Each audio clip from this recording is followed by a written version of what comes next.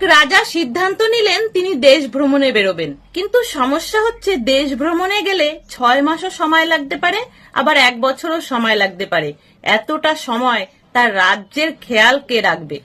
তিনি চাইছিলেন যে রাজ্যের সমস্ত দায়িত্ব এমন মানুষের হাতে তুলে দিতে যিনি সৎ এবং তার বাধ্য হবেন।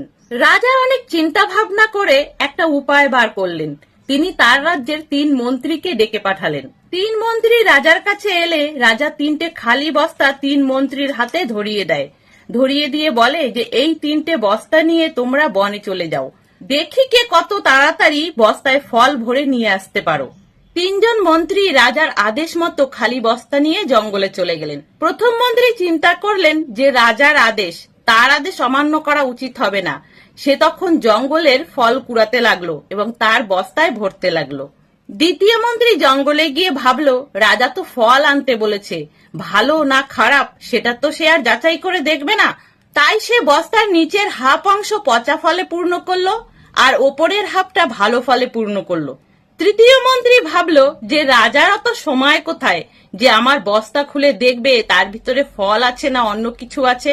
এই কথা চিন্তা করে সে তখন জঙ্গলের শুকনো পাতা, শুকনো কাঠ এই সমস্ত দিয়ে তার বস্তা পূরণ করে রাজদরবারে ফিরে এলো। তারপরে রাজদরবারে ফিরে এলো হাফ পচা ফল আর হাফ ভালো ফল নিয়ে দ্বিতীয় মন্ত্রী। সবার শেষে ফিরে এলো সম্পূর্ণ ভালো ফলের বস্তা নিয়ে প্রথম মন্ত্রী। রাজা 3 মন্ত্রীর বস্তা পূর্ণ দেখে বেশ খুশি হলেন। তিনি খুলেও দেখলেন না যে বস্তাগুলোর ভেতরে কি আছে। দ্বিতীয় আর তৃতীয় মন্ত্রী নিজেদের বুদ্ধির কথা চিন্তা করে নিজেদেরকে বেশ বুদ্ধিমান মনে করতে লাগলো। রাজামশাই একটু সময় নিয়ে তার মসনদে বসলেন এবং ঘোষণা করলেন এই 3 মন্ত্রী আর তাদের ফলপূর্ণ বস্তা সমেত 7 দিনের জন্য কারাগারে পাঠানো হোক এবং প্রত্যেককে 3টে আলাদা আলাদা কক্ষে রাখা হোক। আর এই 7 দিনের মধ্যে তাদেরকে কোনো খাবার দেওয়া হবে না। তাদের বস্তায় যে ফল আছে তারা তাই খেয়েই বেঁচে থাকবে। যেমন কথা তেমন কাজ, 3 জনকেই কারাগারে পাঠানো হলো। এই 7 দিনে প্রথম মন্ত্রী তার বস্তার ভালো ফলগুলো খেয়ে কাটিয়ে দিল। দ্বিতীয় মন্ত্রী তার বস্তার ভালো ফলগুলো মাত্র 2 দিন খেতে পারলো। দ্বিতীয় মন্ত্রী তার বস্তার ভালো ফলগুলো মাত্র 2 দিন খেতে পারলো।